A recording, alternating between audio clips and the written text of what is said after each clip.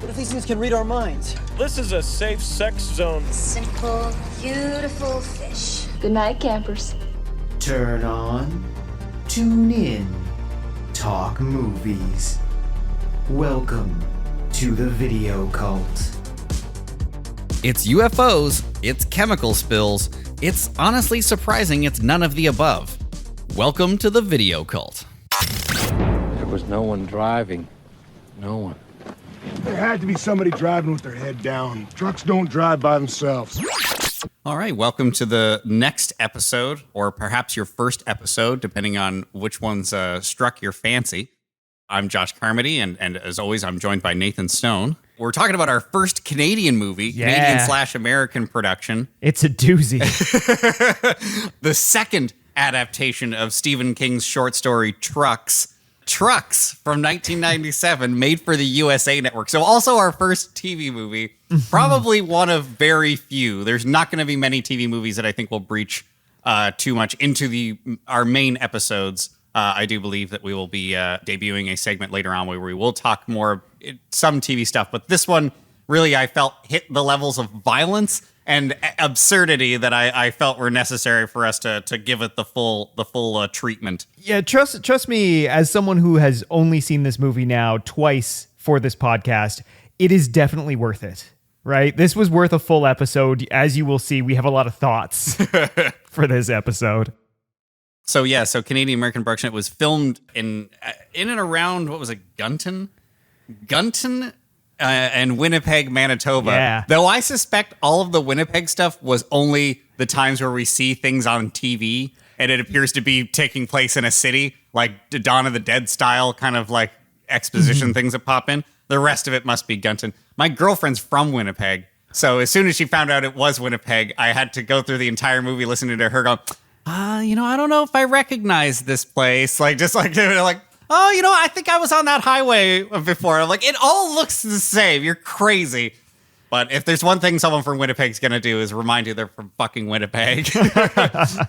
And another very blatant Winnipeg connection that was seen immediately that, again, my girlfriend pointed out was she saw the name Rick Skeen in there. And the Skeens are a family of stunt men and women. They just trained I forget who the patriarch of the family is. I wasn't able to really find it, but Rick Skeen, I think, is one of the sons. And so there you'll see their names across a lot of Canadian productions with like big stunts, action movies and things like that. So they would have done a lot of the stunts in this, which I assume means they got to sit in what looks like a chair, because that's usually how they make cars drive without a person in them, is they make the chair into a costume and you just sort of sit back inside of the chair with little eye holes and drive around. So I'm sure that was fun. But yeah, let's get into the plot. And I love the fact that this is firstly a Canadian film, because you got to be proud of those great Canadian productions. But the fact that someone thought, what is a great stand-in for Nevada? And someone else said, what if Winnipeg? What if Winnipeg? It was hilarious, because when you watch this movie, and I do hope you have watched this movie if you're listening to it, or you watch this movie right after, there are lush farm fields, trees as far as the eye can see. This is supposed to be the closest you can get to Area 51, Lunar, Nevada. But I just love the fact that someone, sure, Winnipeg. Yep, yeah, that'll do. It'll do. No one's actually been to Nevada, right? No one actually knows what that looks like. Hit us with some plot.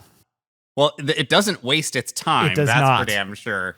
It gets started right away. And obviously there's going to be a lot of comparisons to Maximum Overdrive. It's impossible not to compare it to Maximum Overdrive.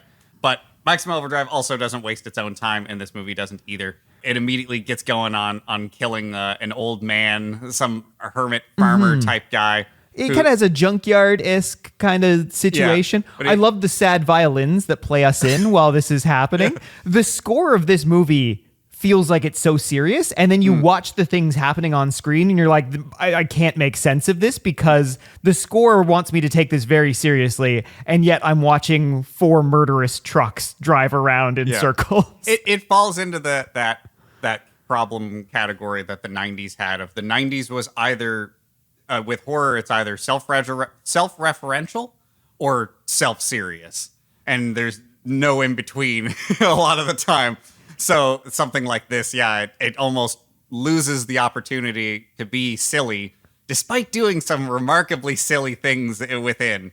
But then also right away, we have the trucks are able to manipulate different parts of themselves that have no mechanical operation, such as mirrors. The headlight is like hanging out. It like sucks it back up. Where the fuck are their eyes? Because they use the mirrors and angle the mirrors around as if they're trying to see around things. So I don't know if their eyes are the windshield or the headlights. It's never clear. No, and that comes up later in the movie when a truck gets a headlight shot out and immediately like goes into a ditch and dies. And this is the whole time that I was watching this movie, I couldn't get out of my head Disney's Cars, because in my head this was the prequel, and I'm trying to think of how these sentient cars, where is your brain? How do you think? What are you seeing when you're a truck? And a spoiler alert, folks, this movie raises so many interesting questions. It provides none of the answers. So much like the short story. Yes. The short story ends pretty abruptly. If you've seen Maximum Overdrive, it ends at the point when they're like refueling the trucks, which it sort of happens in this one, but not quite to the extent that it does in both that movie and in the short story. And that's where the short story just ends. It sort of drops off where they're like, oh God, we'll become enslaved to trucks. There's certainly no way we as humans could outsmart trucks. Stupid. I don't know. So it's like Stephen King has written a lot of great stuff, but much like Kurt Cobain, sometimes they were just on drugs. Yes, yeah. Well, with anyone as prolific as Stephen King, they're not all going to be home runs. Yeah. And just back to the music that you said, you were saying that it sounds serious. It actually sounds like an early version of the Arachnophobia score. It sounds like what the Arachnophobia score would eventually become. If you watch that movie, it's kind of got that small town whimsy, the dude, like almost Twin Peaks, but cheerful, like kind of sound going on to it. And I don't know where you watched it. I had to watch it on Tubi. I also had to watch it on Tubi. Okay, was it in 4:3 and widescreen? It sure was. Yeah. I realized like halfway through I could change my TV to like a zoom setting so that I still have black bars on top, and I got rid of all the stuff on the side and it didn't stretch it out. But yeah, initially I was watching it as if it was a smaller TV than I actually have. But I can appreciate when things are still in the proper aspect ratio. So that guy gets run through. The truck smashes right through his shack. There's blood on the front of the truck. He leaves, and I think we go right to the diner after that, do we not? Yeah, so the truck goes and parks itself sort of sticking into like this highway, and then we get Hope, who is our one of our main protagonists. She is nailing up a sign for her new lunar expedition shop and like trail excursion business. And this is where we learn that, they're in Nevada. Lunar is a town near Area 51. And we also get to meet Logan and Ray, who Logan is Ray's son. They are they are running the gas station. Ray, played by Timothy Busfield. Yes. Hollywood's stepdad, who they, in their infinite wisdom, decided to put in the male leading role in this movie. And it's just, he never fits. No. He never quite fits. Like I can't really think of other roles he's played in other movies. I could pull it up in front of me, but it's always like another kid's dad or a stepdad or something like that. He's never a leading man. And being the leading man in this, we'll get into it more later, but his approach to interacting with everybody in this is he's so aggressive and so abrupt and trying to keep people inside and not go outside. It's more like he's a serial killer and he's imagining the truck's killing people, but it's him. It's all him. This movie would be more believable if he was a serial killer who identified with the trucks. Yeah, he doesn't quite have that natural kind of leadership or charisma that you expect from a leading man. I don't think he does a bad job in most aspects of the character, but there are some points where, he's being very assertive or he's yelling at people and you're just like, whatever, Dad. Yeah. I don't care. Yeah. All right. And God, the movie has enough of that going on. But whatever, Dad. So we have that. I think we then meet, I did make a comment about them smoking right into their food. Because the old guy who runs the diner, like serves them up the food, and then the truckers who were there forever just like exhaling directly into their own plate of food. I was like, oh God, we're still in this era. This is the era when you'd go to a Tim Hortons and they were like, no, there's smoking and non-smoking, but like there isn't windows on every section of the smoking section. It's just a corner of the room. Yeah, I remember that. And eventually we got to the smoking glassed off room. Oh yeah. And that was kind of the late aquarium. 90s. Yeah, the aquarium there. And yeah, that was a different time. But Ray runs the gas station as well as this kind of greasy spoon type of diner that they're in, and cabins. There's and like cabins, hotel cabins that are there because the Hope, who we already talked about, she sort of is bringing tourists there. It's where we get the rest of our cast, is bringing these tourists here to these cabins, and she's like, they're hooked up with a shower, and like she said that before I saw the cabin, and once you see it, it's like fucking pressboard. It does not look like you should ever hook up any plumbing to this thing. Like there's just a bucket that's already got soapy water in it, like in the attic, that's just gonna come down on you. And man, so when we meet the truckers, we meet George as the old man who runs the restaurant for Ray, and it was the saddest looking meals I have ever seen in my life. Oh yeah, just unseasoned scrambled eggs, and a lot of scrambled eggs too. It's like here's like a slice of bacon and then a bunch of unseasoned scrambled eggs. Yeah, it was unfortunate. I had to look up the truckers' names, and they actually are listed in the cast as Trucker Bob and Trucker Pete. Oh, Trucker Pete is Rick Skeen, so there you go. Oh, there we go. Okay, yeah. Yeah, the truckers are interesting characters, and yeah, they kind of hang around for hours and hours in this little diner, or at least it feels like, and for no particular reason. Well, yeah, that's what I was saying. Is like they were already there, like sitting there smoking, and they get their food, and then don't leave immediately after that. You figure they would go and be the ones to like, because there's a number of like, whoa, the truck seems to be got a mind of its own, like swerving scenes that happen like coming up next. We do immediately get into the married couple that come rolling through. So the Jaegers are the married Jaegers. couple. And all I wrote was divorce. So that first scene with them, because the first scene paints that very picture of kind of the trying but like bedraggled husband just trying to have a good time, and like the ultra bitch wife. But they're not really played like that through, like, as it goes on, right? Up until like the trucks start doing truck stuff, right? They get more and more kind of, you see their relationship. I'm just not sure why this opening scene, right? She's just complaining like crazy, and you know, she's being super snooty, super bitchy to her husband, and you know, to the I think Logan or Ray or whoever. Yeah, because they get there, and that's where she's asking where the Lunar Tours people are, and she's already left. And she has to go. That's when we first get to look at the cabin, where I was like, "There's no plumbing. There's no plumbing. No chance." But yeah, they're like, he must just have a humiliation fetish, like, because there's something about their back and forth that's set up that this is how they want to be interacting with each other. Is that he picked shitty vacations and she complains about it the whole time.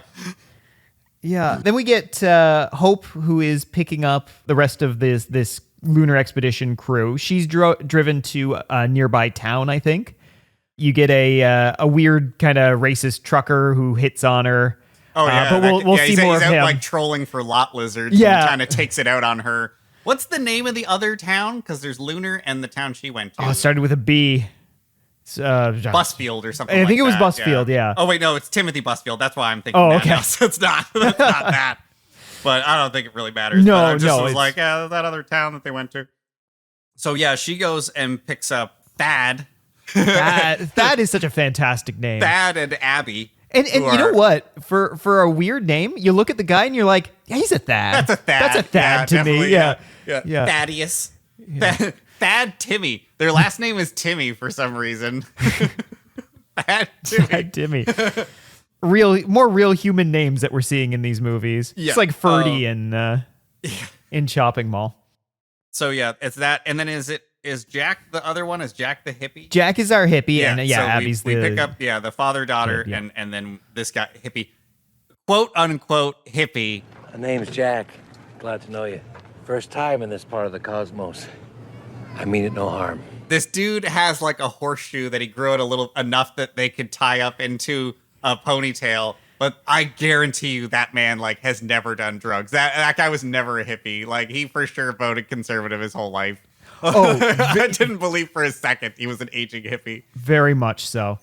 Everyone hates this vacation is also the thing that I got because we have the married couple complaining about it. The daughter of Thad is complaining about it. I think they talk about it right here because Thad admits that he worked at Area 51. And I do kind of sympathize with her then if they're taking such a shitty vacation that they're supposed to be not far from Area 51 where he used to work. And he's like, I'll take you on a vacation. It's like they're going on a vacation to Tantalon. Like, seriously. It's like, let's go 25 minutes up the road and then we'll have someone else drive us another hour away. That's good enough. And Abby, we find out, has been living in Vegas. So this is, the perfect kind of non-vacation that Thad is taking her on. He's basically taking her away from anything interesting near where she lives to go see a place near his work, to go hike on trails where the main selling point is seeing aliens, which neither of the two of them are interested in. He vehemently defends Area 51 as not being a place that has aliens. And so he spent good money taking his daughter on a hiking trip to see fucking aliens. Yeah. He's not really dad of the year material, Thad, but it really did strike me as funny. Jack, at least, and Jack quickly becomes my favorite character because Jack has some lines throughout this movie. He just says wild shit. He says the wildest shit you can imagine, but he at least seems like he is down for this. And I respected that because I felt so bad for Hope. I was like, this is her first guests for this business that she has started.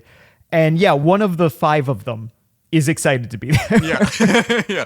Oh, Jack also says, I'm pretty sure it's him who says menditate instead of meditate. Yes. He says menditate. Yeah. I just remembered a brief scene, another beginnings of truck rebellion that we missed was the guy who tried to pick up Hope. Or I say pick up, the guy who sexually harassed her. Oh, yes. He's driving the frozen food truck and the truck starts swerving. And so for whatever reason, the truck starts swerving and he's like, better check the back. Yeah. Better check the box. So he goes into the frozen food box and then it seals him in, never to be heard from again, I'm pretty sure. Yeah, we see him in a couple of more quick scenes. And then he is never, we never get to see the big frozen body reveal or anything like that. We just assume that he has been frozen to death like a long time ago into this movie. But that was a fun one. And that kind of sets up our main antagonist truck because we get several of them. And we get a kind of a core 4 of trucks that kind of bedevil our protagonist. Which I started referring to this. It may be referred to this movie as the Transformers Chainsaw Massacre just because of the way it was. It's very rednecky. Yeah, but this is the biggest truck. Is this refrigerator? It's a big rig, and it will become, as we see, the leader of the trucks. Yeah, I wrote down second whoa swerve scene. So I think that's when Buddy crashes his truck into the Transformers thing and explodes and causes the big fire. Oh yeah, so that'll be that's coming on quick. I just have the note, the mirrors moving on the trucks is adorable because we get that several times through here of them just sneaking a peek at people. Yeah. But we get some exposition while Abby is driving them back in her Lunar Express van. That Lunar is built on a crater, or sorry, Hope is driving them back. That was the scene where I learned that I hate Abby. She's very whiny throughout this movie, and whiny characters really irk me. We also get another scene that's kind of right after them when they start driving in the restaurant. Ray comes into the restaurant and he says, George Coffee. But he makes a hand gesture as if he's like double fisting cups. He kind of turns at the camera and he does this weird, I don't know what it was about, but I want to use it anytime I need to drink something now. It's just me double fisting. The whiteboard at the back, he's got a whiteboard at the back of the restaurant that has specials and things on it, I guess, that they clean. One of the things is warp chicken. Yes, I don't know what that was about, but I kind of want some. My assumption is that it's similar to things in Roswell, New Mexico. They have alien themed diners. Now, this place has made no other effort to do that. So it is strange that the one thing they have is you can get the warp chicken. or the Eggs Benedict. You know, Yeah. We get a little bit more exposition about the fact that Logan's mom and Ray's wife has died. Logan, who is played by he's been in a lot of stuff then and since. Most recently, he was in The Last of Us. Oh, was he? He was Robert, the guy who screwed them over. He has a bigger role in the game, but he's like in the first episode. Okay. And he gets blown up very promptly. But yeah, he was Robert in the first episode of The Last of Us, another Canadian actor. Okay. Nice. So we get kind of this scene intercut with the van scene, which is all mostly exposition. We get a really funny line from Thad to Jack where he says, You peace and brown rice generation. which I actually had to look up. And Peace, Love, and Brown Rice had something to do with a Australian concert series in the 90s, I think called The Big Day Out. And this was like music concerts that they used to do annually. And I guess it must have been a place where like kind of modern day 90s hippies like to congregate, because I heard that and I was like, this is not a phrase that I have ever heard in my entire life before. So that was one of the things I had to deep dive. But so we get that, and then we go back to the restaurant where Logan, or the garage, I guess, and where they're doing work. Logan's got his motorcycle that he uncovers. Mm-hmm. And this is something you might have come across too, because I know you like to deep dive these. The deleted scenes that people did not go for. So he apparently fell in love with the motorcycle when it became sentient, and the test audiences didn't like this, and they cut it out. And God damn them for doing that. Yeah, that's not even the craziest thing that happens in the movie. No, not even by a long shot, but I want to see it. I want to see it just so sitting bad. on a cutting room floor somewhere. Yeah. Like, who knows if that footage even exists anymore. But yeah, the fact that he fell in love with the motorcycle. Honestly, it makes the ending make more sense, which we'll get to. I find. Yes. We keep jumping scenes between like the gas station and the truck. So I just said, or the van. And so my note here was just like, holy shit, we're back in the van again. Because this is the third time they've cut back to the van and nothing was happening. Yeah. However, we do get the first of Jack's real quality lines here. Because he's just spouting some grade A bullshit throughout this entire movie. But There's always a lot of psychic energies in places of great emptiness. Yeah. just Oh okay, my God. sure. And there is a lot of that. Like, Yeah. just stuff that sounds like it means something, but really means absolutely nothing. And then the truck is in the middle of the road, and they stop to get it off the road. Then the frozen truck tries to hit them. Our original killer truck that it was in the first scene has moved about 6 inches more into the road. And they Hope remarks on this because she drove by it on the way out. And so they stop to kind of push it back to the curb. And then we get our big swerve, our second big swerve scene with our main killer truck, the refrigerator truck that's been barreling down the road, coming at them. And this is where Jack is the only one who notices that no one's driving it. Yes. And of course, like, immediately jumps to the conclusion that the truck was driving itself. And I love that shit in like horror movies, especially like horror movies. I find when they're not very long, they tend to have people make very crazy leaps in logic in order to push the plot forward. Because Thad immediately like shuts it down. He's like, he was ducking down, and it's like everyone should have agreed with that. Yes, like, very clearly. He clearly was trying to hit us. Guy was ducking out of the way. Nope, the truck was driving on its own, and they like stick with it. He's right, unfortunately, but it's crazy to just go with that. So this was the first scene in the movie that raised a question to me about these sentient trucks in terms of what is their game plan? Because they seem to be kind of later in the movie, like they're kind of taking over the show, but there's so much truck on truck violence in this movie. And I thought that they'd be also kind of like same suicide. Yeah. They're willing to kill themselves to kill humans. To kill one human. Yeah. They're willing to go down one for one. Yeah. Which doesn't make no sense. No, I feel like there are more humans in the world than trucks. I haven't done the math on that, but I don't think it's going to work for them. But yeah, it destroys the first truck and smashes Hope's van to smithereens. We get a lot of fun kind of big truck POVs in this movie as well, and this is one of them where they've got the camera kind of in the driver's seat, and you get to see the steering wheel kind of move by itself, and some of the other fun little bits that they've done here. Still not sure why the horn blows smoke on the refrigerator truck. No, There's and it smoke consistently going from the does. horn, like, throughout the whole thing. I have the same question about why the trucks start growling, but it's a thing that they do, and it's very like animalistic at certain points. But yeah, so the big truck is kind of satisfied just scaring them, it seems, because it destroys their vehicle, destroys the other truck, but then it just kind of fucks off. It doesn't stay to finish the job or turn around. It's got other places to be. Yeah, and then I think it's Hope who pulls out the biggest cell phone. Yeah. Which was outdated in 1997. Yes. Cell phones were smaller then. Like, if you watch episodes of The X-Files, which started way before that, Mulder's got a much smaller cell phone, like smaller than most people's like portable phones in their house were at the time.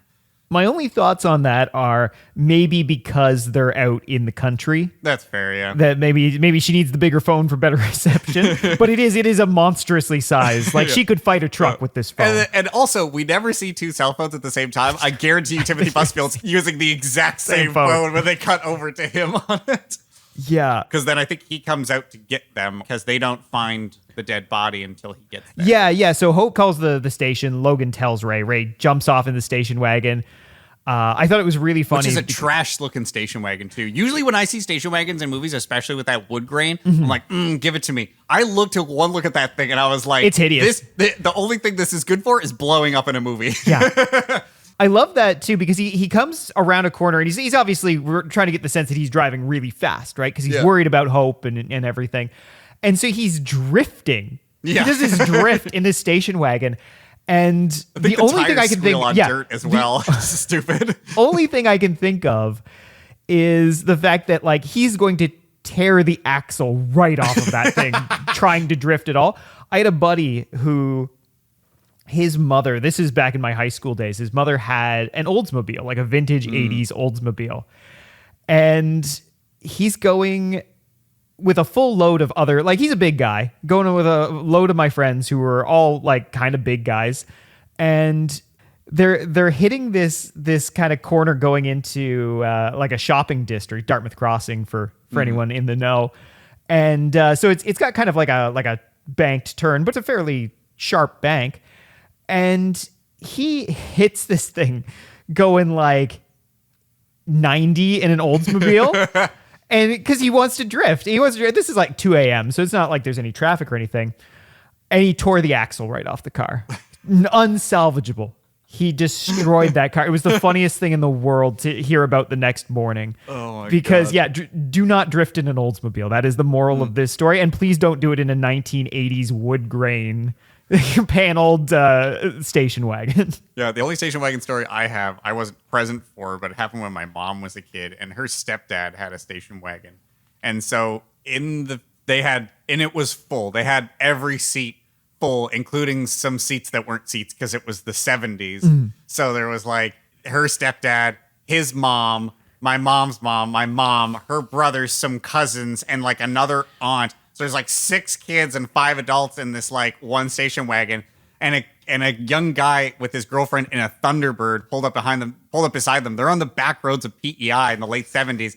And of course, he can't let that slide because this kid in a Thunderbird's trying to pass him. So he's essentially drag racing with everyone in the car, the whole family in this station wagon. And they're like my grandmother's like telling him to slow down. And he's like, no.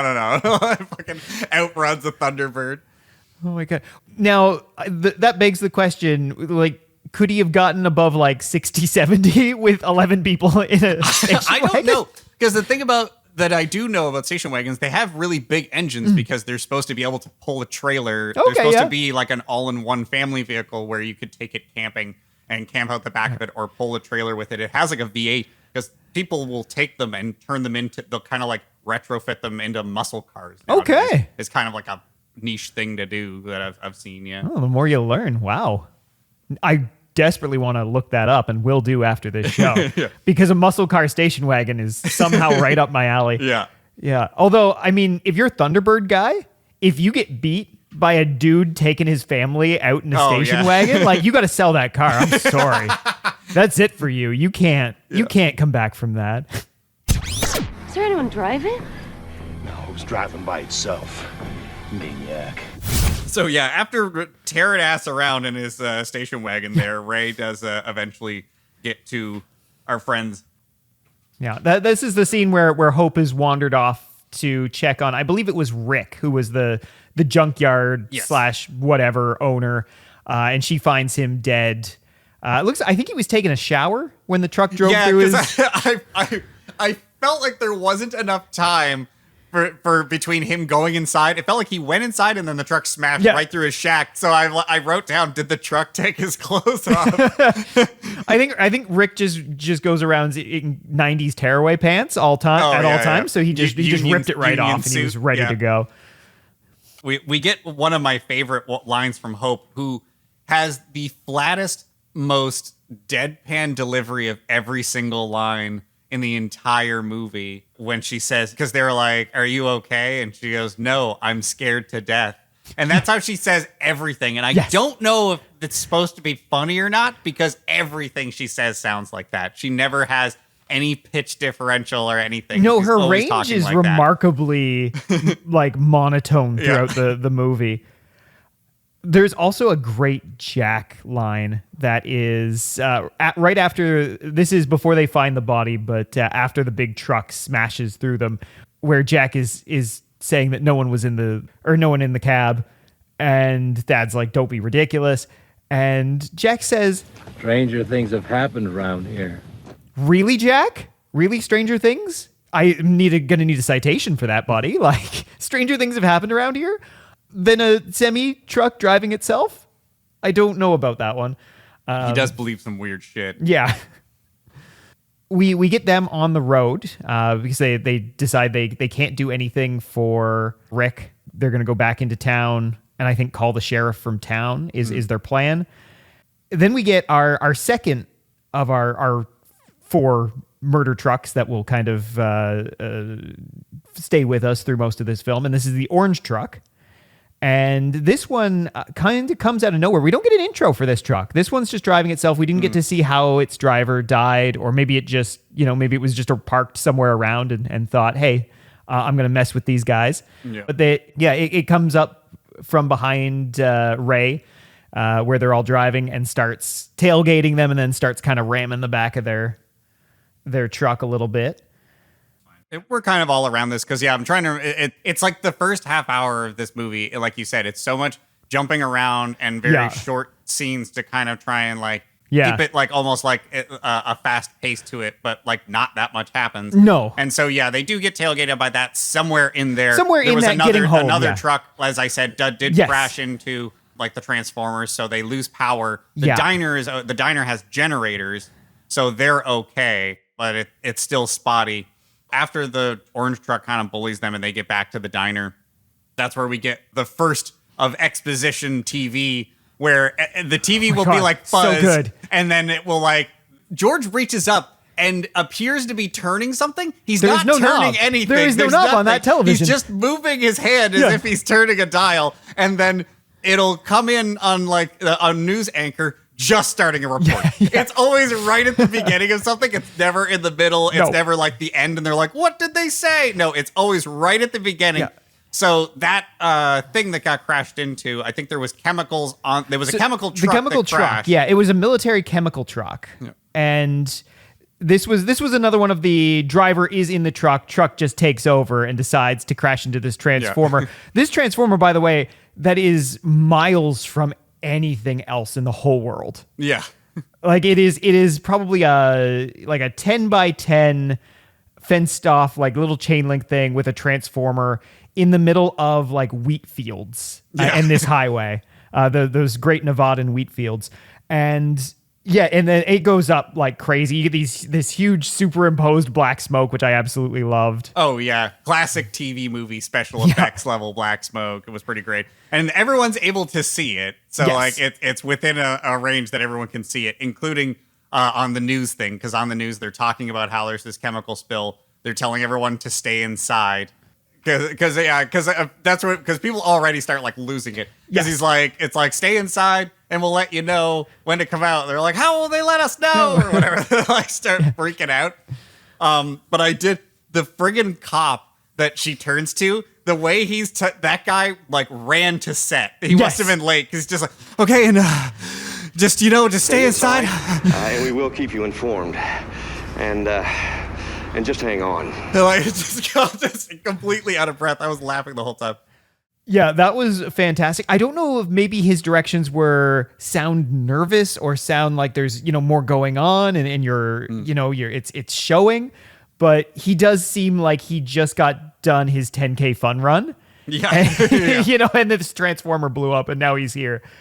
So after that, I don't remember too much else happening with the people at the diner there. Yeah, so other than like we get a little bit with the Jaegers in the diner.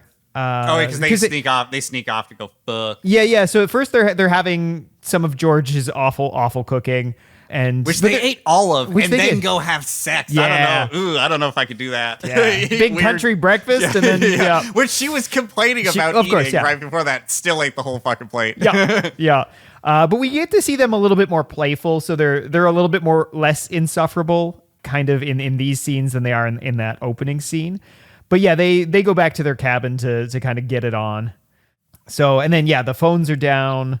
That's when our big truck comes to town. And I love the fact that the Jaegers are walking to their little cardboard cabin. Oh, and the truck, it's just it's maybe a foot from them. Do not acknowledge this truck at all as it careens past them. They're just like, It's another example of which we've been experiencing through each movie of shit getting really close to people without making any sound. Although it's making a shitload of sound. But they completely ignore the fact that the wind from that would have been like, holy fuck. Yeah. We get them getting frisky. The truck itself is very excited. It keeps driving around honking as it sort of rides itself through this little gas station cabin. I don't even know what to describe this as. It seems like a town if a town consisted of about 4 buildings. Yeah. So like the town in Tremors. Yeah. But smaller. So eventually we do get the gang that rocks up, and they're kind of tailed by the orange truck. And they're all like, oh, get out of the car. And for some reason, everybody runs to the diner except for the 2 kids, for Logan and Abby, when they emergency evacuate station wagon. They run twice as far to the cabins, I believe, or the garage. They run to the garage. They run to the garage, yeah. Yes, that's right. But is this also, I can't remember if it's this time or later where I think it's Timothy Busfield is running so quickly towards the door, he basically trips at the stairs and flings himself through the door. He's so desperate to get inside. So they're split up. They tell them to kind of stay put with a whiteboard in the window, telling them not to try and run across the thing. And then we also get a couple of guys in a hazmat truck that are on their way. They're like, okay, we got to go to where this chemical spill is. And then we go to a scene over in some other small town of a man delivering mail for one of the best things that's ever happened in a film ever. Yeah. So before we get to that, because that is one of the most insane parts of this movie, I will say too, we do get a little bit with with our 2 truckers that are still at that diner somehow after all of these things have happened. Pete and Bob. Pete gets baited because their trucks start to come to life, which is where we get the other 2 trucks from. And Pete still thinks that there's someone that's stealing his truck, even though clearly now you can see there's no one in any of these trucks. He almost gets run over, but he comes back. And this starts kind of this thing about these truckers obsessing about getting their trucks back. They do have a weird possessiveness, and like you said, as if it is somebody stealing it from them. They're angry at the person who will be driving. But no, they seem to be having this weird, possessive feelings towards their truck against the entity that is controlling them. Yeah, it's strange. Yeah. And just to say on the hazmat team, we get this interesting subplot about the chemical spill that we won't be rewarded for, because you don't get rewarded for things in this movie. But because it was a very specific chemical that you they're like, they're taking it really seriously when it comes in, what the chemical is, right? And so you think that is this going to be is the chemical part of what's happening here? Is this going to start having health effects on them? Are they going to start? What if this is like crazy hallucinations from these chemicals that this town's been exposed to? It's none of those things. Yeah. It isn't. Well, but- the fact that the chemical spill happens after and is caused by a truck that's already driving itself negates anything about like, maybe it's the chemicals that is doing it to the truck. I thought maybe it was going to be that they couldn't stay at the diner any longer because the chemical cloud was like spreading expanding. And it was going to force them out and force them to run. And it would be something like that. No. No, it's so pointless. It's like when you have it's like in shittier James Bond movies where you already know the bad guy's plot, so you're just wasting time with scenes of James Bond trying to figure it out. Yes. And it's like, no, it's not this either. It's kind of that. Yeah. I like your delivery there because there's so many questions about this movie that can just be answered with a straight no. Yeah, no. But yeah, let's hit on this because this mailman scene is the weirdest thing in the world. So yeah, the mailman is just going around seemingly a town void of life, dropping off mail. He seems to be the only person there. And then we get a fucking RC truck that's like trying to get out of a toy store where he delivers some mail, and I think it pushes another truck. It pushes two smaller trucks with like a ramp with on it, like ramps because they're the ones that truck. like hold cars, right? Like those ramp trucks. And so it shows this incredible higher level thinking that it lines these two of them up, and then it breaks out of the small glass pane on the bottom of the door. Which when they show the shot of it launching off the ramp, they show in slow motion because they don't have enough footage. Because it's clearly, as soon as it hit the glass, it bounced right off of it. It did not go through that glass. I do love that when the RC truck backs up, it beeps.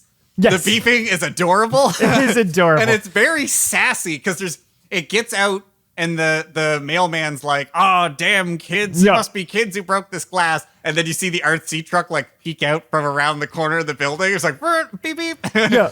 I was like, that's the best. It gave us a very like Protectortron moment there with the peeking out and being like, oh, I'm going to get you. Oh, I'm going to get you. And it starts hitting him in the fucking ankles. Yeah. But it's like, I don't remember RC cars from the late 90s really being, especially ones that were sold at like a toy store, really being that fast or that powerful. No, you they think weren't. of ones now like Traxxas or these other ones where you put these crazy batteries on them and then they can go like 90 miles an hour. Yeah, if that hit you, it would fucking probably break your ankles. This guy is so incompetent that like a RC truck like bumping into his ankles is enough to like really take him down for a while. I feel like this mailman might have been made of paper mache because it's the only reasonable explanation. He goes down so hard. How this thing, because if this truck weighs more than 5 pounds and if it was driving at more than 10 miles per hour, I will eat my hat. Neither of those things are plausible with this. But this is the most brutal death scene in the whole movie by a wide margin. Yeah. And I got to this point and I just started writing notes furiously. So I'm just going to read them out to you here. Please do. All right. Mailman delivers mail. Tiny truck really wants to get him. Capable of using tools? Yes. Is it growling? The mailman threatens the toy truck with mace. Seems ineffective. Why is the truck winning? How is this the most brutal death scene in the movie? There is no amount of sharks left for this movie to jump. Tiny truck is better at murder than any other truck. Yeah. Oh, yeah. Because it like uses it. The other trucks, similar to in Maximum Overdrive, seem to waste a lot of time not just driving through the building and killing everybody and just driving around in circles and honking their horn and toying with them like they're psychopaths. This truck, uses ingenuity and tools to directly take out somebody, and he's already like he's ahead of most of the other trucks. He's 1-0. Yeah.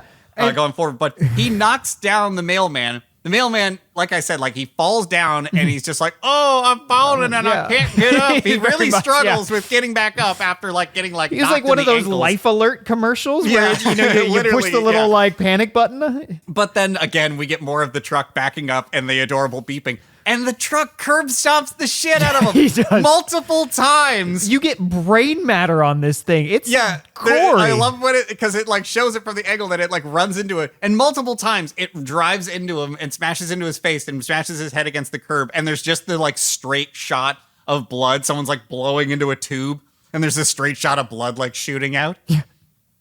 And then after the last like final crunch, and the little RC truck backs up, and there's brain matter and bits of like face like all over the front of it. It's just so fucking crazy. I was like, I didn't know what to do with myself the first time I watched it. I was like, holy fucking shit. And again, the score for this is very serious and very dramatic the whole time, right? The things that you watch on you almost feel like it scene- should be the baby elephant walk. Like It during, really like, should be, yeah. Clearly, I think someone got a different memo, and I think it was the audio guy about what this movie was. But man, I enjoyed that scene because it comes at you. You're probably a third of the way through the film at this point, maybe a little bit further. A little bit further, yeah. And to this point, it's kind of been a deadpan, like we're trying to make this kind of scary and tense, even though the plot precludes it from being scary or tense. And then this happens, and you're just like, I don't know what this movie is anymore. Yeah, no.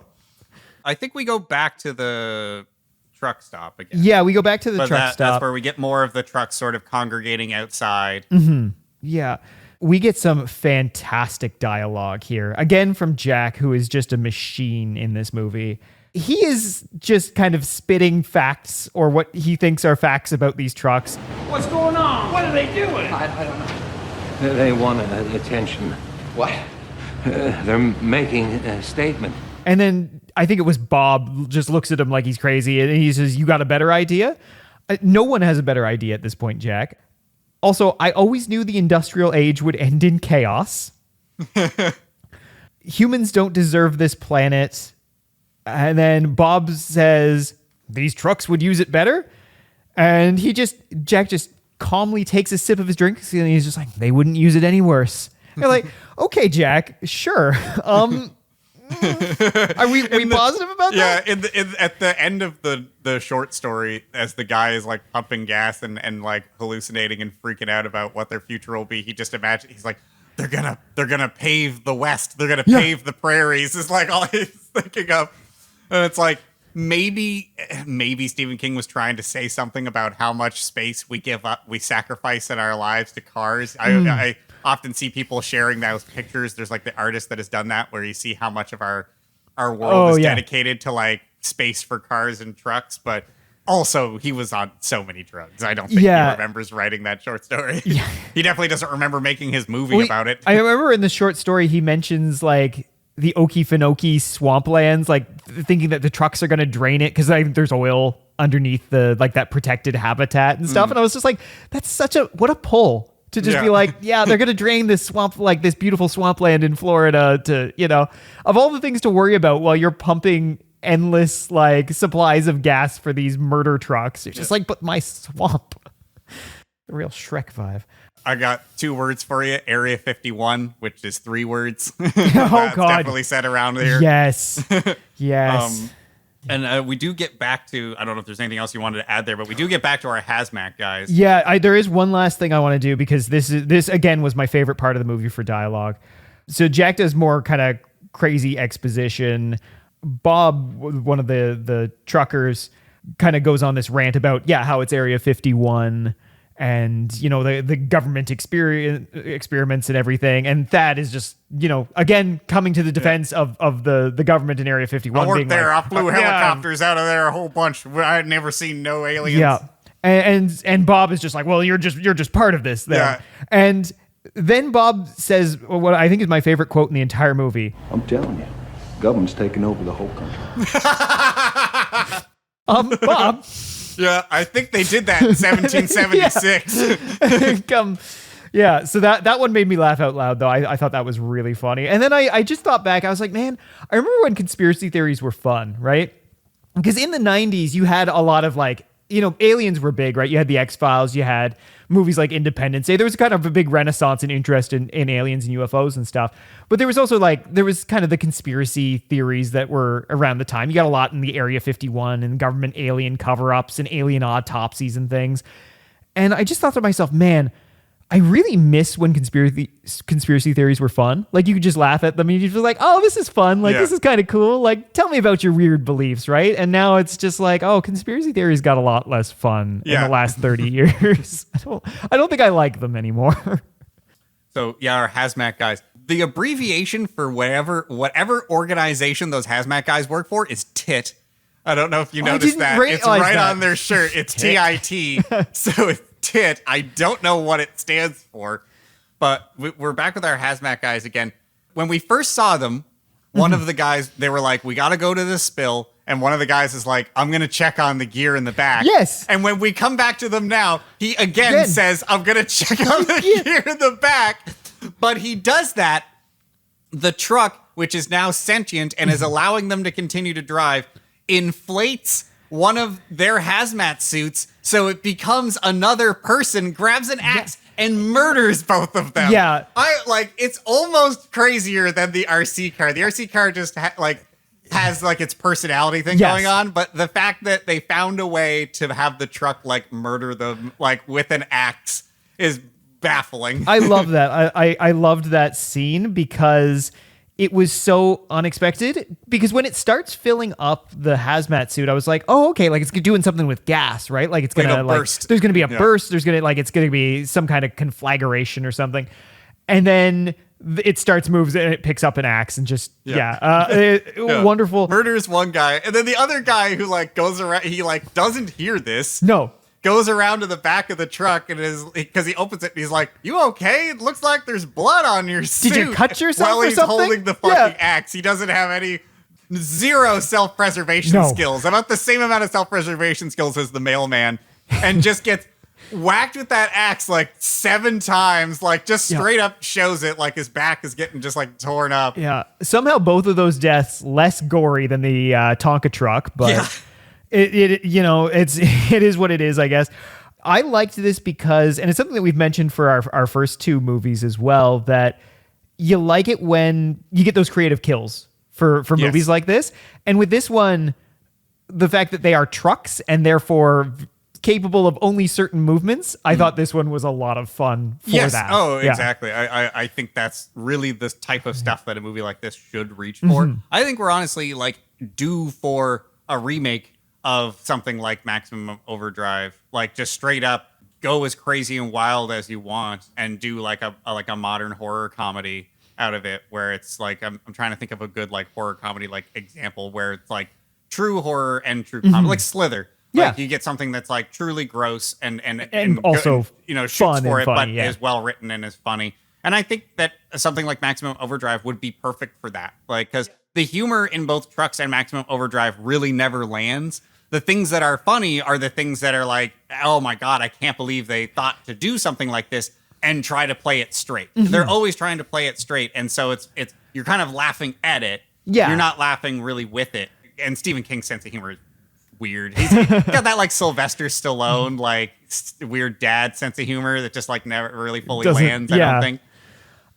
Now, we learn a little bit more because we get back to the diner where we get another one of those great television is static, fades in for a nice exposition news report, and then fades out again. This is one telling us about the BC-972, which is the chemical agent that got released.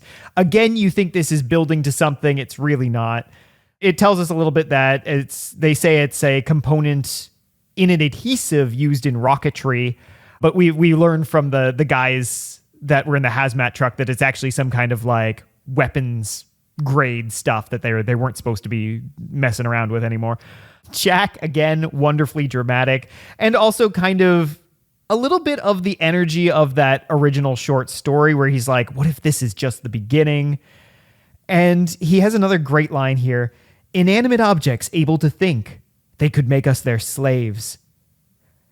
And I just had to write for this, Jack, if they're able to think and clearly able to move, I don't think you can call them inanimate objects anymore. I think they've graduated, right? That's but yeah, so that was good times, man. You get some great scenes in that diner. I loved the dialogue in that diner because it is just so out there sometimes. The amount of times that someone looks out a window and says they're up to something is in the double digits. I'm fairly certain because like I remember like once I heard it like 5 times, I was like, I feel like I've heard this line before. But yeah, like it's like just padding for time. Yeah. Which is funny because usually Stephen King TV affair end up being way too long. Most of them are miniseries, and this one feels like it probably could have been a miniseries at one time, but we just got the highlight reel as opposed to the 4-hour version. At this point in the movie, we have 3 trucks that are circling in kind of like the downtown of Lunar. I'm going to use that very loosely, downtown, but where the gas station and the diner and the garage are. We've got Abby and Logan. They got a little scene together. Oh, their orphan empathy scene. Their orphan empathy scene. Yeah. Also, they're both looking out the window, and all I could think of was, man, they look like brother and sister in this movie. Like you could have cast them as brother and sister, and I'd be like, yep, perfect, yep. Like even like as kind of like twins, I would have believed it. Yeah. They have the same facial features, and it weirded me out. So Mr. Yeager at this point, because we haven't had a whole lot from them, he finds a pickup in the garage, and he decides to fix it up because he hasn't seen the title of this movie to make an escape with. And so we get that where we kind of know how this one's going to end, right? The movie is kind of giving up the ghost on this one, but he starts work on that. And then back in the diner across the street, we have Ray kind of doing his best like truck tamer impression here. I'm trying to remember why he goes out that first time. He goes out. See, I thought it was he goes out because the truck what Brad was working on kills him. Spoiler alert. Yeah. The truck animates, it doesn't manage to like just one shot drive through the wall. It like pushes him up against the door and like has to slowly like but surely eventually push him out and like kill him by kind of crushing him. His wife sees, and because she runs out and she's like murderer, and he like runs out to get her or whatever. I thought that was then, but maybe that happens There after. is one thing before that. I'm just trying to remember what the hell Ray was doing outside there. But he goes out and yeah, like it comes around the corner at him, and he's just like whoa. And this was, you mentioned this. It's like Chris Pratt in Jurassic World with the raptors. He does like that. He does kind of the hands out raptor taming thing. And this is one of the many times in the movie where the trucks audibly growl. Which is, again, a thing that happens, and it will never be explained. And eventually, like, the little blue truck, I think, kind of gets bored and finally just decides to try and kill him, but Ray steps back inside. And right now, the trucks are just keeping them contained, so they won't drive through the buildings. That will change. But they right now, they're just kind of circling, honking, and being just really a pain in the ass to everyone in the town more than a danger. Which is so crazy because their doors on this building are within 15 feet of a forest. Yes. That the trucks cannot get into. Yeah. And they could several embankments that they can't drive up. Yeah, they have food like in the diner. They could just grab some food and run into the forest and they'd be fine. Like again, the forested green hills of Nevada would keep them protected if they decided to leave, but they don't want to. And this goes back to what I was saying about Timothy Busfield's character, where he's so almost adamant. Obsessive about keeping them inside whenever somebody tries to go. I'm like, fuck it, let him go. That guy, who cares about that guy? You don't know that guy. Yeah, he might die. Who cares? Like, it's not like it's not like he's going to turn into a zombie and come back and it's a danger for you. He's so obsessive about keeping them inside and like doing this take charge thing. But he feels like the guy in a movie who tries to take charge but shouldn't because the real main guy is too soft-spoken and I don't want to be in charge of nothing no more. Yeah, that's right. So when they get back in, we get the exposition of what happened to Ray's wife, killed in a random drive-by in Detroit, and kind of maybe explaining why he's a little bit neurotic in certain ways. Or at least I think that was he's overprotective of his son and just about everyone, even that too. Yes, yeah. That's kind of a little bit of a. And this movie really does do its exposition dumps as their own scene. Like you will get parts where the movie just kind of slows down and stops because it wants you to just, learn some stuff. Yeah. And that's kind of one of them. So I think this is where we get the scene with the Jaeger so Brad.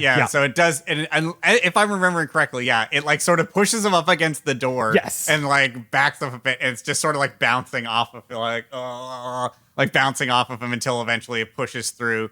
She runs outside screaming murderer. And then So June has an axe and she runs outside following this truck. Murderer. So that's a great scene. Her attacks surprisingly do absolutely nothing. She does manage to put the axe through the windshield of the truck, the blue truck that has just came to life and killed him. But then in every scene past that, the windshield has no discernible damage. That's funny. I don't think I noticed that at all. So that happens. They save her. And I think that is when, or did that already happen? The two trucks almost sandwiching him. See, this is where we're like confused because it's like so similar. These like back to back. So I thought it was they got her out of there and the two trucks almost hit him. Yeah, I think you might be right there. So Ray has about 3 near-death experiences with the trucks, but the trucks don't want to kill Ray. Yeah, it's not yet explained, but for whatever reason, they're keeping him alive. But I do know that it's now that Logan and the girl try to make a run for it. I'm pretty sure. Yeah, we do get one other truck-on-truck murder scene because the orange truck comes in and kills the silver pickup truck. It just runs through it, and it's a really funny scene too because you can tell that truck was already pre-disassembled and it was just sitting there because it just drives through it and it just comes apart like Moses parting the seas. It's just like the cab goes one way, the bed goes the other way. It's a fantastic shot. Yeah, the four living trucks kind of gather around the smashed pickup. They start honking at each other. This is when they start really talking to each other. June continues freaking out. They're talking to each other. They're communicating. That's Ray starting to sound like Jack. And then Bob has the best retort to that. And it's 100% played straight. Well, what are they saying? I forgot about that. What are they saying? Yeah. I mean, I guess it could be Morse code, but because they did do that in Maximum Overdrive. The trucks try to talk to the humans using Morse code. But yeah, why would they need to use Morse code? They clearly have their own honking language. Yeah. We do get one little scene that kind of sets up the run for it scene, which is Abby wants to go back to the others. Logan kind of stops her. She hits him, but then she doesn't like make the break for it. Then we get another little exposition scene where Hope talks to Ray and they both talk about why they came back to Lunar because it was safe and the irony of that. And that's when Abby makes her break for it and Logan follows right behind her. Yeah. And so her dad had showed her, so they had like this whiteboard they were kind of communicating back and forth, and her dad had drawn their attention to this culvert that is in between, kind of in the middle between the garage and the diner. And so that their original plan was to run to the culvert, hide out there, and then use that as a safe space and then run to the diner. Abby just makes a break for it apropos of nothing.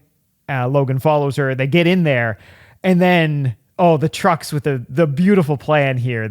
I loved this so much. Oh yes, the truck assisted suicide is what I wrote down. This is a good one. They act so fast. Oh, it's so good. The trucks knew exactly what they were just like. Please, I hope someone goes in that culvert. Right? Yeah. Like the two trucks had talked about this at length, and they were so excited when it happened. Yeah. So the dump truck like seals up the end that they came from with like rocks, and then another truck parks right where they're supposed to exit and just starts laying on the gas, just filling up that tube with all the fucking exhaust. Oh, it's so good. It's so good.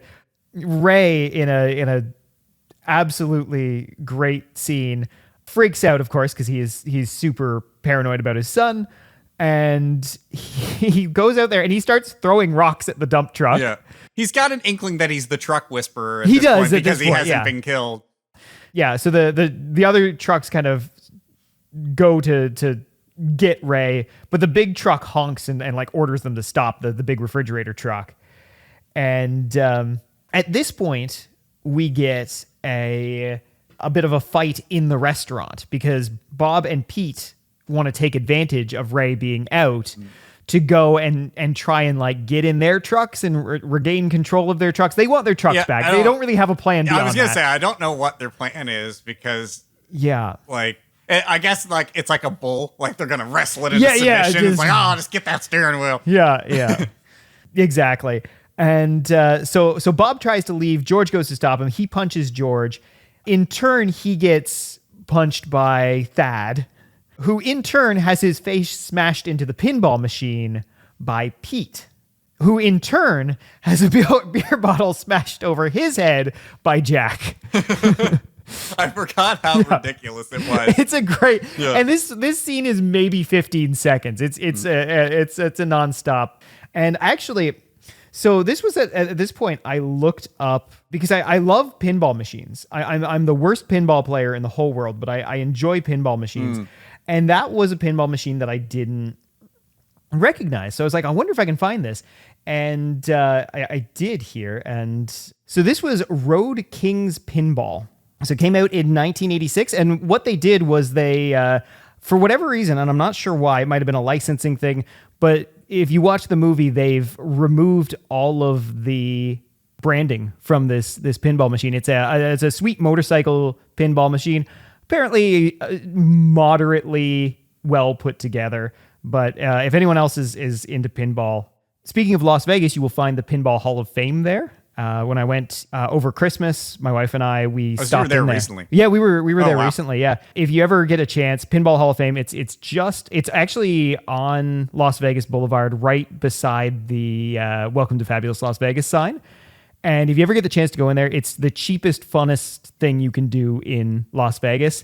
Most of them are like quarter plays, and it's a family-run little operation. It's the coolest thing in the world. They've got stuff from before, like table games from before pinball was like electric. Like they have kind of analog games there. That's pretty sweet. As well as like arcade cabinets with all the classics as well. So like the old Tetris cabinets and stuff. So even if you're not super into pinball, but just going there and just like walking around and looking at it, because I am the worst pinball player in the world, is absolutely the best thing you can do. The only pinball machine I ever got good at was the Baywatch pinball machine. Oh my God. Yes, I know that one. It's pretty fun.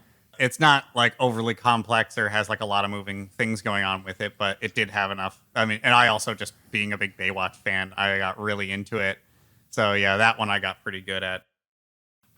After this fight, Bob does get out the door, and he gets probably like 12, 14 feet, I want to say, from the entrance. Oh yeah, they're on him. Yeah, they're real fast. Yeah. But also Ray, who is out there doing his truck whispering and trying to like get the kids out of the culvert, is also there, and he has a pistol that George had earlier, and George used it to break up a disagreement in the bar, and it's like a .22 revolver.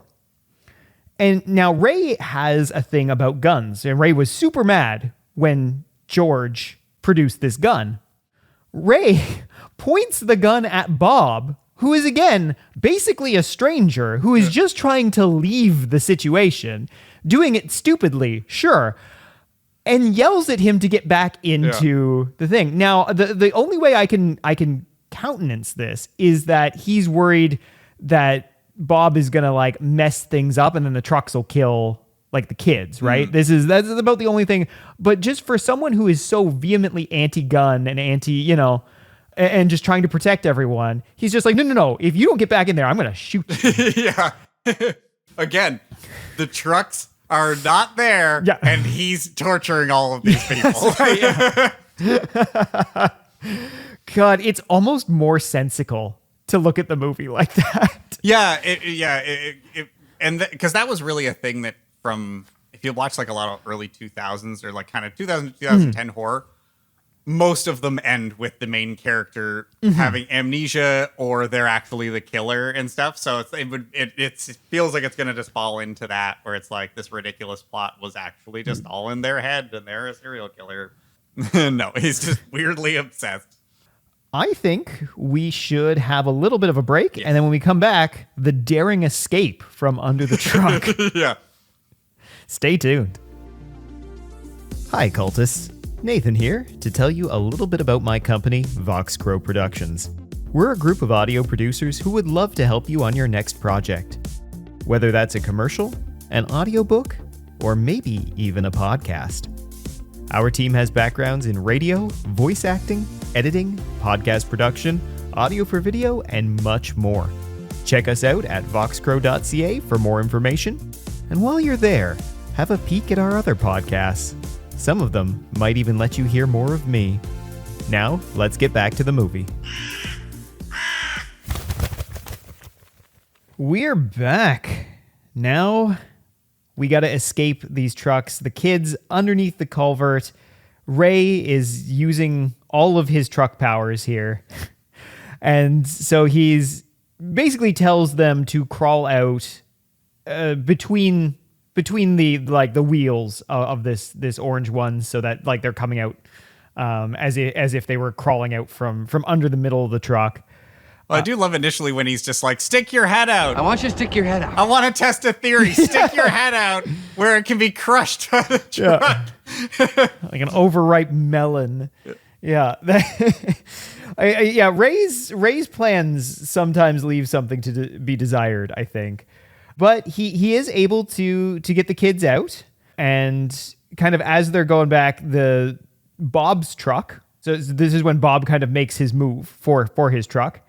Now I just, the only note I had for this was Bob was after his truck. Now truck is after his Bob poetry, because he gets chased into a building across the street, which I don't think was one of the, was that the one that the kids had come from originally, or I think it was, right? I think so, because it's a garage. It's got like it's got a bunch of stuff in it, like paint thinner. Because he starts making Molotovs out of first he starts drinking. First he starts drinking beer. Yeah, he buys beer in a fridge, but then he starts using the empty bottles from that. Well, he almost finishes the beer, and then he pours out like a mouthful to then pour turpentine in to make a Molotov cocktail, which I thought was stupid. I was like, well, finish it or leave it in there, but I don't know what we're doing here. Yeah. Jack and Abby have a scene on the back porch. Abby has been asking people for cigarettes throughout this movie.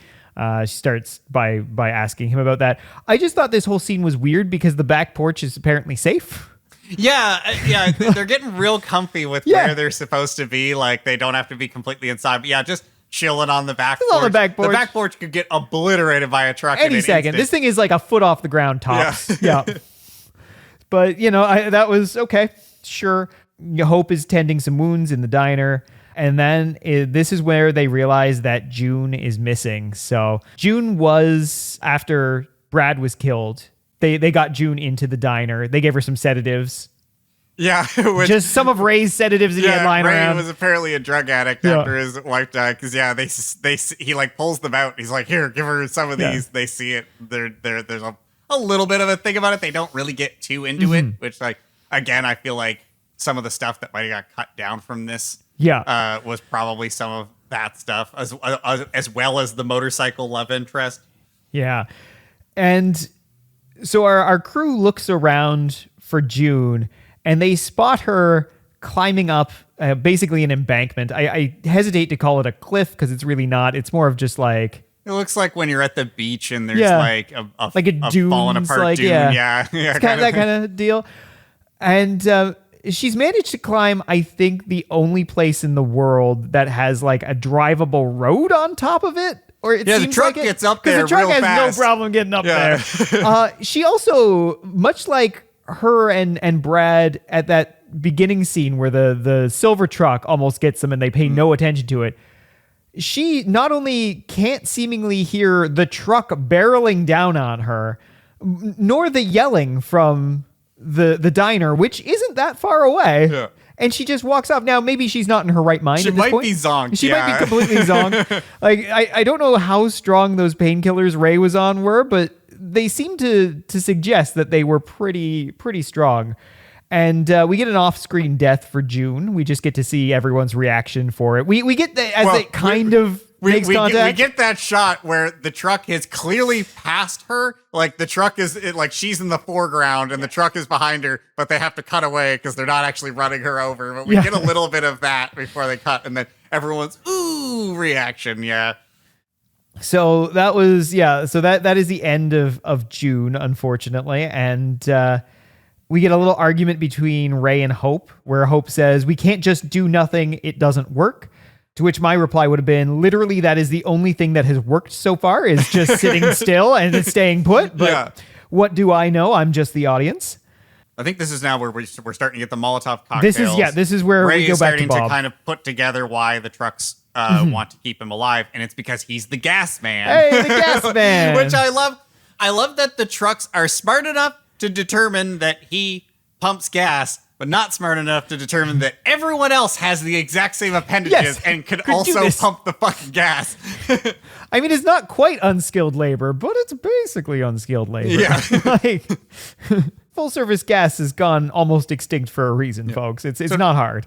So we're because Buddy tries to use the Molotovs and fucking blows his ass up first, doesn't he? Yeah. So this is the thing. Apparently, with any of the movies we watch, you should never bother with Molotov cocktails. They are completely ineffective, except for burning you to death. So Bob makes these cocktails. He goes out on the porch and he hucks them. Now, the truck that's nearest is Pete's truck. Mm-hmm. So Pete, who is still in the diner with the main crew, sees Bob hucking Molotovs at his truck and gets furious at Bob. Yeah, again, weird like obsession, like the truck is his girlfriend. Kind of thing that they have. Like, despite the fact that there's otherworldly forces that control here, they still have this like true blue obsession to their machines. And also, he's really terrible at throwing those Molotovs. Oh, he's bad. Instead of the fact that the trucks are so willing to like try to get within 5 feet of you, but he waits until it's driving away from him, throws it behind it, so it lands in the fucking dirt. I was like, fucking asshole. So Pete comes out, and Pete actually manages to get inside of his truck. Yeah, and again, this must be that thing where they thought like, oh, I'm gonna wrangle it like a bull. I'm gonna get it. But come here, critter. Completely unaware that the trucks are very willing to take themselves out to kill him. So he drives the truck. I think drives into the building and everything. And all of because I think Bob threw maybe 2 of his 6 Molotov cocktails. And so when the truck hits the building goes up immediately in biggest fireball. I do love that instead of like running to the side, he runs back inside the building in the direction the truck is coming, and then they all fucking explode. So that is the end of our truckers that added so much to this. I actually enjoyed both of them, except for Bob's incessant gum chewing, which I found even more distracting than Mike's in Chopping Mall for whatever reason. Just the aggressive, like I can't. Yeah, it gets me. It gets me. I think this is what they come up with a plan to use the motorcycle. So Thad is going to use because they sneak the motorcycle over at one point. Mm-hmm. The trucks are distracted with the explosion or whatever. Yeah. Or when night falls. I think it's when night falls. There is like a bit of time where they get a chance because the kid Logan goes out and he covers the motorcycle with a blanket and he gets it into to the diner side. So I just love the fact that he covers it with a blanket. They'll never be able to figure that out. Yeah, that's what's that great A disguise. Yeah. Could have drawn a little picture of a cow or something on it. Just like, come on, Bessie, this way. Yeah. He's got a cow. Get him. Yeah. So they bring the motorcycle over so they have this other means of a plan. Thad decided that he's going to use the motorcycle to distract so that everyone can kind of get away into the forest that's 15 fucking feet away. Like, so this actually just occurred to me now, but where we had our deleted scenes of the blossoming love between Logan and this Harley Davidson motorcycle, because when Logan goes out to get this, it's not on the behest of anyone. He just goes, right? And he runs, and they're like, "Oh my God, Logan, what are you doing?" And then he goes and gets it. And if you see the movie and you just watch it for what it is, you're just like, "Oh, like he just had this brainwave and he was being bold." But with that extra little bit of knowledge, you're just like, "Oh no, like he was worried that the trucks were gonna find his love, right?" Yeah. The love that shouldn't be. Yeah. Oh, and the trucks destroy the garage immediately afterwards because of that. Yeah. Which you would think would mean that they're like onto them in some way, but no, they just blow the garage up and drive through it and everything. And then we get there's a payphone out there. The payphone that just starts ringing on its own, and it's like no one needs to bother with that. Like, who's calling this payphone? Yeah. Like, and again, this is one of the reasons that I disliked Abby, because the kids are very impulsive in this movie, which makes sense. They're teenagers. I don't mind that, but there is a legitimate argument going on about whether or not they should answer this phone, which to that I say, obviously do not answer this phone, right? Yeah. The trucks will immediately kill you. Or if anyone's going to do it, Ray. They've already shown that they're not going to kill Ray. Yeah. Ray could go out and answer this phone, but it seemed to me that the phone was a trap, right? There was no one on the other end. There was no one on the other end of the line. And it's a weird little payphone. And so, Abby sneaks out the back and she runs to this payphone. She picks up the phone. An automatic light comes on. And there's like a truck that's already like lined up, right? That's like ready to take this out. And my absolute hero / best character in this film, Jack, comes out with his old fat man energy. Yeah. And somehow manages to get into the payphone, get her out, kind of push her to the side. Yeah. And get absolutely destroyed. Yeah. But luckily, he is replaced by a very convincing dummy before he gets flattened. And then she also is replaced by a dummy because Thad comes out to get her. And instead of just having him, must have been some insurance problem, instead of just having him running with his daughter, like in his arms, like in a fireman's carry or like across, like laying across his arms, they don't do that. They give him a fucking dummy, or like it's rubbery. So it's not just a mannequin, but it's some sort of weird like CPR dummy that he has under his arm, because he's running with her under his arm like she's a log. And it's just like flopping as he's running, and it's like 2 seconds, blink and you'll miss it scene, but holy fuck is it hilarious. Really takes all the weight out of Jack's sacrifice. Yeah, at this point, like the shoe has dropped for Ray. You know, the trucks all line up, they're honking at him. This is where he's sure of it. He says, "They're talking to me, they want fuel." And Hope, strangely, "You're going to need help." And I'm like, really? To pump gas, he's going to need help? I feel like Ray's probably fine here. He runs a gas station. Yeah. But yeah, so he goes up, the trucks all line up. And we do get a little bit of payback here where Ray is putting gas in a diesel. That's his. He goes to put one or the other in it, and then the truck honks the horn because it catches him before he can do it. Oh, does he not even get to do it? I thought no, because that's what okay. happens right there, because he starts to go to do it, and then it starts honking, and he puts it out, and she was like, "What was that?" And he was like, "Well," he was like, "Can it run on this?" And he was like, "Only for like a couple minutes before it turns the engine to crap." But they know that apparently. Oh, okay. So he doesn't actually get the chance to do it. Oh, poor Ray. I enjoyed the trucks just lining up and filling up one by one. There's a rifle in one of the trucks. I think it's in Pete. No, Pete's truck died. It must have been Bob's truck. And angry honks when Ray goes for it, so he doesn't do it.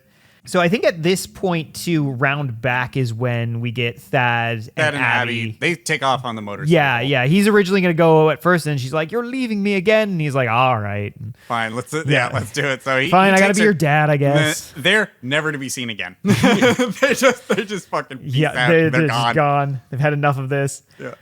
They all done filling up the trucks. They just kind of then walk off because Logan's already taken off into the bushes here, and he's got like a flashlight. And so the trucks are satisfied. So like Hope and Ray just kind of walk into the bushes. Like they don't even really hurry about it. They just kind of go, and Logan's got his little flashlight to shine on them. This is where George, though, makes his last stand, which no one, like, he didn't talk to anyone about this. He just decided to do this. After all that time in Korea and being a cop, I've decided I've just had enough. Yeah. And we do get a little throwaway line earlier where Ray is telling Hope that George's liver is shot and that he came out here to die, basically, right? Yeah. Like, but he, so you get the idea that, you know, he's lived his life. So he's got his little 22 revolver again that he got back from Ray, and he manages to take out a truck with this little plinker by shooting out one of its headlights that causes it to go into a ditch and become like inactive. Yeah. So maybe that's the secret. I don't know. But he manages to do this. Unfortunately, the big truck's not having any of it, and it just drives right through the diner and kills George. Then, though, it gets kind of stuck. And Ray is up on the little embankment, which is teeny tiny, which they could have gone to at any time. But he's up there. He manages... He got a hold of the rifle. He gets a hold of the rifle from the truck that George killed, question mark. Yeah. And so then he shoots, I think, the propane tank at the back of the building, and then it blows up. Again, I guess this one makes a little bit more sense that it explodes so violently, where it is a propane tank, and the diner would be full of the stuff. So so that's pretty good. Orange truck goes for revenge, but luckily cannot climb embankments. Yeah. So it is immediately thwarted. Oh, if only we thought of this at the beginning. At the beginning of the We movie. could have left a while ago. Like, they could have just had a picnic up there and everyone would have been fine. They take off on foot, Hope, Logan, and Ray. And then we get a little interesting scene that's just kind of an aside because it doesn't come... It feels like it should have been back when we got like the hazmat suit and the RC Yeah. car. It felt like it was part should of have been that? because it's the same dumb thing. It's like worse than those two Yeah. because it's like... It's a line worker. Yeah. It's the line worker, and he's up in the basket, and then he's like, "Oh, you gotta stop shaking it around! Oh no!" And he like falls off the edge. Honestly, they did this in the newest Jackass movie with Johnny Knoxville, and that looked more realistic. It did, yes. Where him falling off and hanging from the basket. Yeah. So it's pretty ridiculous. Where it's like slightly nudging up against it until he's forced to like hug. He's forced to hug the Transformer essentially and blows him up. But yeah, it's a weird little just like final. Yeah, I think we just needed an extra truck kill, maybe reaching a quota. Yeah. And then the truck immediately shuts off, and it's not a truck we'll see again. So it just, showing us that. So after that, they're resting on a hill on one of the paths that Hope is leading them on. They just kind of talk on the hill about the nebulous future of humanity. World covered in rust. Yeah. I think is what they said. I wrote that down. Yes. So then we get a little bit of a time jump to the next morning, and they're walking, and suddenly we see the helicopter swoop in to save the day. We also get the zombie truck. We also get the zombie blown out truck. refrigerator truck carcass like shows up. Yeah, I love that they had that thing just reemerge like a killer coming back, right? Yeah. For like a Jason. They don't do Voorhees anything kind of else thing. to it again, do they? They just have to get into the helicopter. They just have to get and into the it tries to helicopter. hit the helicopter. Yeah, and it ramps off into like a little pond. Yes, it does ramp. Yeah, so they managed to escape it because it can only travel at like 5 miles an hour now. So they get into the helicopter. Abby is in the helicopter. She doesn't really acknowledge them. She looks kind of half dead, which is kind of our first clue. Oh yeah, I did forget that she is in there. Yeah. And I want to so when I was doing my notes this time on my first watch through of this movie, and I just wrote down helicopter lands. Please let this be an evil helicopter. And then about 4 notes later, oh my fuck yes. Because Ray goes into the cockpit of the helicopter to say thank you to Thad, or he assumes. And it's flying itself. Yeah. Dun dun dun. But then it talks to them, and it tells them not to worry. Yeah. Just hang on, folks. I repeat, just hang on. And I think I don't know this for a fact, but I thought maybe it was using the audio clip from the sheriff when it was like, just like sit tight kind of thing. Yeah. And I was like, maybe all of the machines have come together now and they can send each other sweet audio clips from the television. My first thought was that I was like, maybe it is actually on their side. The helicopter is the natural enemy of the truck. The truck. Yeah. You know what? For all we know, that could be, in fact, the case. It's either that. The only other thing, because like, again, it's such a weird bummer kind of ending where we don't know what's happened to Thad. Why is Abby bothering to stay in the helicopter if it like stopped? Like she could have just jumped out. She could have, yeah. And I was like, is it maybe like, is that supposed to be Thad over the radio? And that it's actually a government program of remote controlled, like vehicles. Like, I was like, is this kind of what they're setting up? So, but I don't really think that was it. But I was like, what are we supposed to make of this? Like, did they, I guess they really thought they were going to get a chance at maybe making a sequel. I know a lot of horror movies tend to do that, where it's just like, fuck it. Everything, the Tales from the Crypt ending, where it's like, here's the sting is that like no one gets out, like kind of thing. So, but yeah, what a strange place to end it on. And yeah, that the helicopter talks to them. I feel like all of my opinions on this movie are somewhat based on what weird ass fan theory you want to come up with for the plot. Pretty much, because I mean, like, I feel like the short story, it was always like, it could be this or it could be that, or it could be this thing, and they never fully explain it.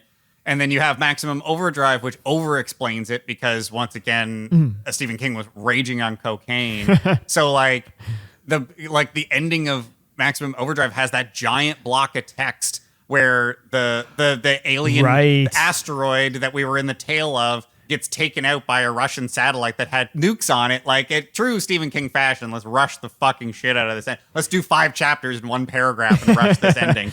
And so it was kind of that. So it's, again, kind of falls into this like ambiguous territory of you can just have fan theories for it, but then. And I remember when I was checking IMDb, the IMDb listing of the very short synopsis that it gives you says aliens parked in geosynchronous orbit around Earth are using trucks as a weapon to destroy humanity. And the more I watched this movie, I was like, no, like that's absolute nonsense. Yeah, no. These trucks are alive. That's what Maximum Overdrive does, and I feel like whoever did that was just like a serial IMDb updater, and they just needed to put something in there, like they hadn't actually seen it.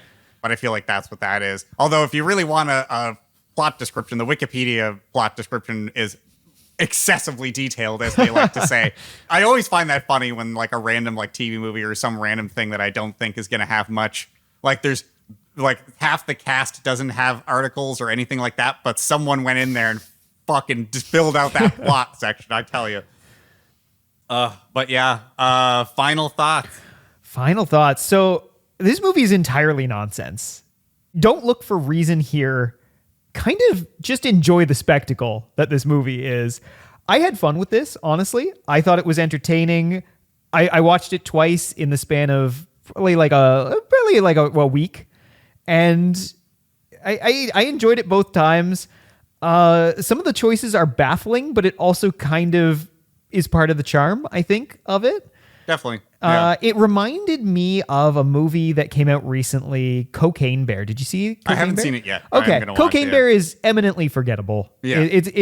But Cocaine Bear is a movie that doesn't know what it wants to be, right? It's not scary enough to be a horror movie. It's not funny enough to be a comedy. It's not quite gory enough to be a slasher, right? It's kind of like just a mishmash of ideas.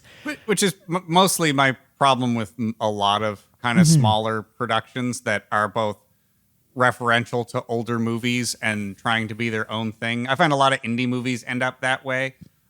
Where they're like, oh, we're kind of doing our version of a 1980s kids movie. But yeah, it ends up like both being like a airplane level parody. Yes. Where there's characters that like do not fit in the universe, but then also takes itself way too seriously. And then also does this. And so, it's like it never knows what it wants to be. So you never get settled with it. Yeah. And I got that same kind of energy for Trucks. Honestly, I think Trucks might have been less egregious in this than Cocaine Bear was.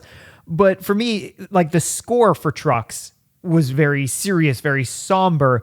The action on screen went from like kind of almost, like slapstick over the top ridiculous violence in certain something scenes. From a trauma movie. To trying to play it very straight and very thing. And because of that, it is a weird one, certainly.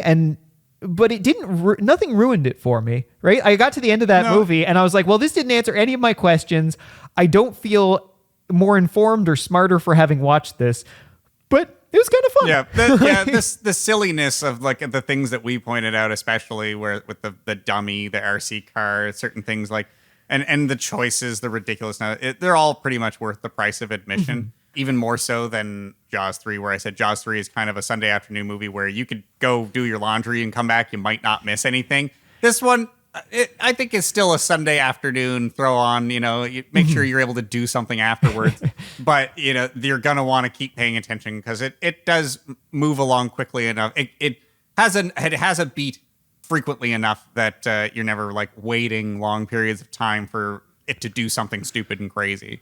I think the big problem it has is living in the shadow of Maximum Overdrive, which is so ridiculous and has even more stuff like beats per capita in terms of like how people die and how many people there are. Like there's like 17 extra cast members in that movie to just get mowed down by trucks. So this, I think, does work well as a companion and an oddity if you're really into that sort of thing of just like digging up something that a lot of people really haven't seen. And I find that especially happens in the TV movie sphere where a lot of the times things like these don't get released on DVD or were never released on like a VHS and stuff. And this was TriStar on USA Network, so it has had a bit more of a life. You can rent it on YouTube. We watched it on Tubi, so you can watch it for free. You're going to get a lot of fucking Gain ads.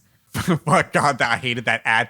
By the end of it, it would show it sometimes 2 times in a row. Oh, no. And I don't know if you got the same one. It was about the guy on the bus smelling his clothes. And then it was like, this takes him to his happy place, which is the massage chair at the mall. Oh, yeah. And I'm like, I've seen, what yeah, beaten down man do you have to be that your only happy place is the massage chair at the mall? It reminds me of the A&W commercial that was on recently where everyone's trying to ask this guy to come hang out with them Friday night. And he's like, no, I got to go home and eat A&W. I was like, bud. Yeah. No. So the massage chair Gain ad hits a little too close to home for me. It takes me back to the most, I just want to say mediocre part of my life. Like not the absolute like worst, but like just a doldrums part of my life where I was working at the Bay selling shoes in a mall. And there was a GNC, one of those nutrition stores. Mm-hmm. And honestly, I remember, and the Bay, this is back in the day, but they made you wear the most ridiculous stuff. Like I had dress pants, dress shoes, like a big vest, a big Bay vest, and like I had to wear like a white dress shirt. So I was never comfortable at work. And I was working there and I was kind of aimless. Like I was attending university, but I had no, like I was just taking courses because like you gotta get a university degree and good things will happen. And I remember just going to the GNC on my break sometimes, sitting in the massage chair and doing like a 5-minute shiatsu from this terrible massage chair and thinking about how it had come to this. And that's where that Gain ad takes me every time. It takes you to your rock bottom. Yeah, absolutely. So I feel for this dude. Like this dude, like that's his life. And I can't help but be like, man, find something. You need something. Yeah. There's a hobby waiting for There's you. something waiting. So yeah, as long as you're not going to have an existential crisis watching Gain ads on Tubi, you can watch it there for free. And yeah, I think really in that sense as an oddity, as something that was probably for a number of years lost to time in most people's memory, like just sitting in a vault. Like I doubt this had much airtime on TV. It'd be hard to show without editing. USA must not have had much problem showing the level of violence that's in it because it is quite a bit, even for something like you think of something like that's on now. I mean, I haven't watched CSI in years, but CSI kind of shows aftermath. They don't really show it happening. And this, like, you get a lot of kind of up close stuff of it happening, especially with the RC car. So, I probably didn't get replayed a lot. And probably had like some limited VHS runs. So yeah, as an oddity, I think it's worth it. There's enough happening in it to keep it going. And also if you're a fan of Maximum Overdrive, it's a nice companion piece to that. Or if you're just like a Stephen King completionist, it's the shortest TV offering. Well, that about wraps up trucks, I think. This was a fun one. And, this was a fun one. We're going to have a bit of a special guest for our next episode. Do you want to tell us all about... Yeah, we might as well say it now because, the next thing that's going to happen, I don't know if it's going to be the next episode or what. So our schedule as it's going to start forming now. So we released these first 3 episodes to give you the taste. We're going to do 2 movies a month. So we'll have 1 week where it's us talking about a movie, potentially with a guest. And then the week in between, we have some segments lined up for some different things. I think at least one of them is going to be hidden gems where we kind of bring up some movies that we really like, don't really fit the mold of the podcast, but we want to kind of give some airtime to. We're going to have some segments where we're talking about what we're kind of watching on TV and some other strange things that I've found on television and that we'll bring up, as well as just, updates in our lives or just, anecdotal things that we can talk about. And if we cultivate enough of you fucking maniacs, we'll start interacting with you and doing things like that. So it's sort of main episode, mini episode in between is kind of what the release schedule will look like now, where we've had to record a couple of these close together just because we're both trying to get through work terms. I'm not sure if you'll see our next episode that we're talking about first, or if we'll see a mini one in between. But either way, we'll get to there. So our next one, we let our guest pick it. So a guest is Gabrielle Hill Desjardins. We were in school together. And she's another purveyor and enthusiast of such films, and usually is the one who's like sending us links to YouTube playlists of like movies that shouldn't be on YouTube, just like all there. And I was like, oh shit, yeah, like 300 movies like that I need to watch now. And she picked 1971's Daughters of Darkness. Yes. Okay. I kept getting the name confused, but yeah, 1971's Daughters of Darkness. It's an erotic horror film.